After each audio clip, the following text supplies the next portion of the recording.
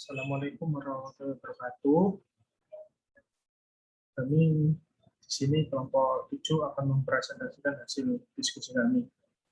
Sebelumnya, perkenalkan anggota kelompok kami. Yang pertama Karina Anandita Yunus, yang kedua Muhammad Rizky Nasrul Anam, ketiga Neni Haryanti, dan yang keempat saya sendiri, Kevin Adhan Lambana, dan yang terakhir Seni Diasarindi. Baik, langsung saja kita akan memulai pembahasannya.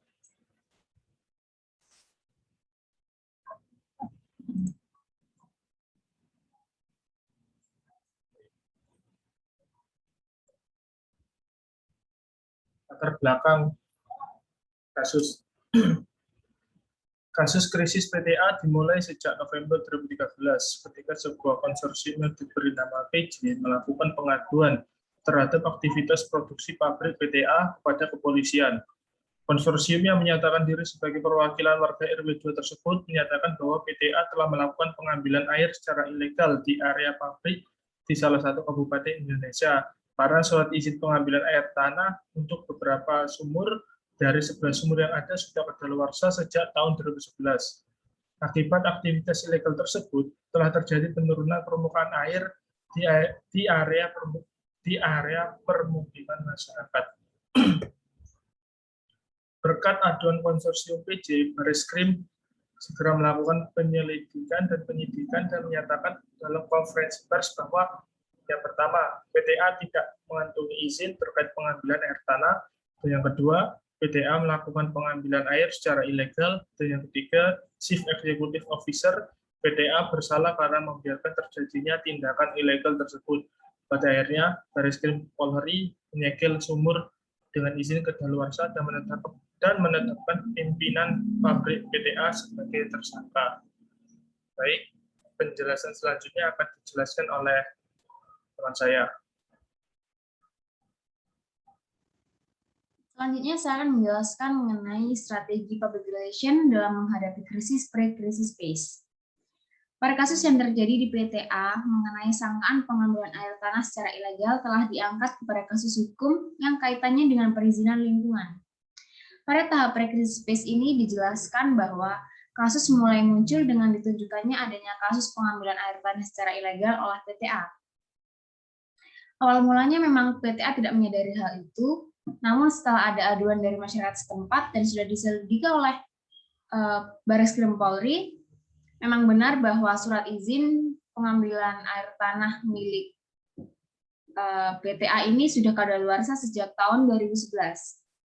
Dengan adanya kasus ini, akhirnya Barreskrim Polri menyegel sumur PTA dan menetapkan pimpinan sebagai tersangka. Selanjutnya ialah strategi yang bisa digunakan oleh PTA. Yang pertama, terdapat strategi pemulihan dan terdapat program pengendali. Pada strategi pemilihan dilakukan cara agar masalah bisa diatasi dengan baik dan tidak melebar ke hal-hal lain yang bisa merugikan perusahaan. Yang kedua, program pengendali ini dilakukan agar perusahaan bisa mengevaluasi masalah yang ada dan memastikan tidak akan terjadi masalah yang sama di kemudian hari.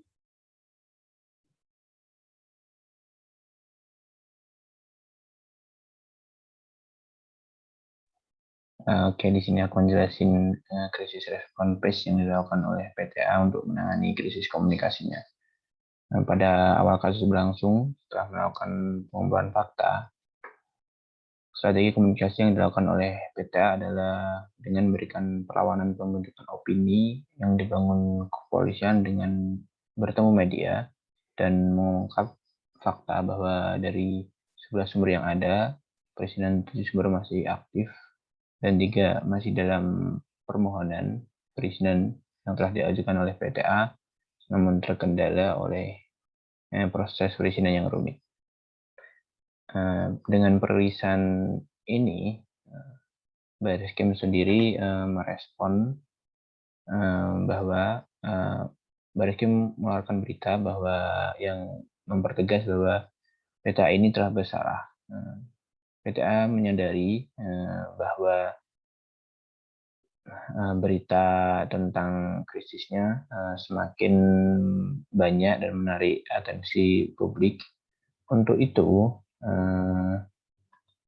PTA kemudian mengeluarkan 3 strategi komunikasi, yaitu yang pertama ada strategi legal, mengatasi tuduhan kriminal dengan perwakilan legal dan menjaga kepatuhan terhadap prosedur penyidikan polisi.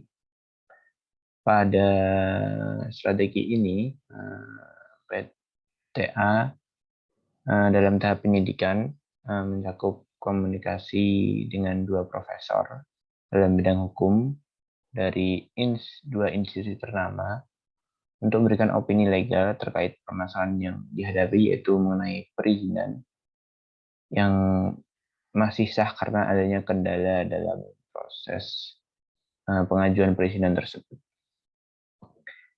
Strategi kedua adalah strategi proses operasional, yaitu mempertahankan operasi bisnis secara normal dan memberikan kejelasan proses penyidikan kepada manajer fungsional. Dalam menjalankan strategi proses operasional ini, komunikasi yang dilakukan oleh PTA yaitu terkait dengan pihak-pihak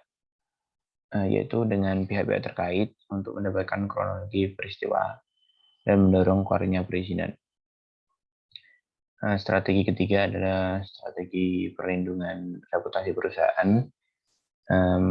yaitu melakukan tindakan pencegahan dengan media dan membangun pemahaman bersama dengan para pemangku kepentingan utama. Strategi ini dilaksanakan pada saat sidang terbuka. PTA melaksanakan strategi yang direncanakan, yaitu kunjungan kepada media dan forum lokal untuk memberikan informasi perkembangan kasus, sehingga apabila ada pemberitaan yang naik ke media, maka setidaknya ada 2 sisi cerita yang diperlihatkan ke publik. Dari sisi perusahaan dan dari sisi Bareskrim. Mungkin itu untuk dari saya. Cukup. Sekian, terima kasih. Saya akan membahas pada tahap pasca krisis, yaitu ketika krisis ini dianggap telah selesai atau berakhir. Pada tahap ini biasanya perusahaan melakukan evaluasi ataupun mempertimbangkan tindakan-tindakan selanjutnya yang akan dilakukan. Dalam kasus ini, krisis dianggap selesai ketika akhirnya Undang-Undang Sumber Daya Air Nomor 7 Tahun 2004 itu dibatalkan oleh Mahkamah Konstitusi. Dengan terhentinya permasalahan hukum yang menjerat PT ini karena tidak ada lagi tuntutan yang dapat dilayangkan baik dari Bareskrim maupun konsorsium, maka krisis ini dianggap telah selesai. Langkah strategi komunikasi yang selanjutnya dilakukan oleh PT ini adalah dengan berupaya membangun hubungan baik dengan pemerintah maupun lingkungan di sekitar pabrik dengan memberikan informasi perkembangan industri dan melalui program-program corporate social responsibility. Perusahaan juga masih memiliki tim manajemen krisis yang melakukan penyuluhan IMCR atau Incident Management and Crisis Response kepada para pihak-pihak internalnya. IMCR sendiri ini bertujuan untuk mengidentifikasi dan memantau kegiatan yang berpotensi atau berubah menjadi krisis. Dengan begitu, krisis dapat dicegah atau adanya perencanaan komunikasi untuk menangani kemungkinan krisis yang akan terjadi. Selanjutnya, Departemen Public Affairs and Communication dalam perusahaan ini juga melakukan monitor pemberitaan media secara berkala setiap bulannya. Kemudian juga mengevaluasi isu serta mendeteksi potensi dari krisis. Jadi kita telah sampai pada kesimpulan lebih kepada pendapat kami atas kinerja PR oleh PTA ini. PTA ini memiliki persiapan pada krisis yang baik apabila dilihat dari ketersediaan strategi manajemen krisis, seperti ada panduan alur proses komunikasi IMCR, dokumentasi dari pelatihan IMCR dan rencana manajemen insiden juga menunjukkan bahwa PTA ini memahami potensi apa saja yang bisa terjadi pada bisnis yang dijalani dan memahami tujuan dari proses komunikasi krisisnya. Menurut pendapat kami, komunikasi krisis yang dilakukan oleh PTA ini sudah efektif. Kesimpulan ini berdasarkan pada tujuan dari komunikasi krisis oleh PTA dalam melindungi reputasinya. Pertama, pemberitaan medianya itu teredam dan tidak sampai menjadi kasus nasional seperti CPI. Hingga ya walaupun pada akhirnya tetap ada konsekuensi pidana yang dihadapi, tetapi PTA ini mampu meredam krisis agar tidak sampai menjadi level nasional seperti apa yang dialami oleh CPI. Dan kerugian dari konsekuensi hukum yang lebih besar itu dapat dihindari begitu. Dan yang kedua, PTA ini mampu menjalin hubungan baik dengan pemangku kepentingan, terutama dengan komunitas. Reputasinya tetap terjaga dengan adanya hubungan baik dengan para pemangku kepentingan, juga ada pembelaan dari warga. Dan ketiga, tidak adanya tuntutan yang lebih lanjut hingga mengganggu operasional bisnis, itu tidak ada. Karena perhatian media itu kan semakin menurun untuk kasus ini dibandingkan dengan awal kasus ketika kasus itu dimulai, sehingga kegiatan operasional pun tetap berjalan. Jadi catatan penting dan perlu diingat bahwa strategi yang berbeda itu mungkin diperlukan apabila krisis itu tetap bertahan lebih lama dan terus berlanjut.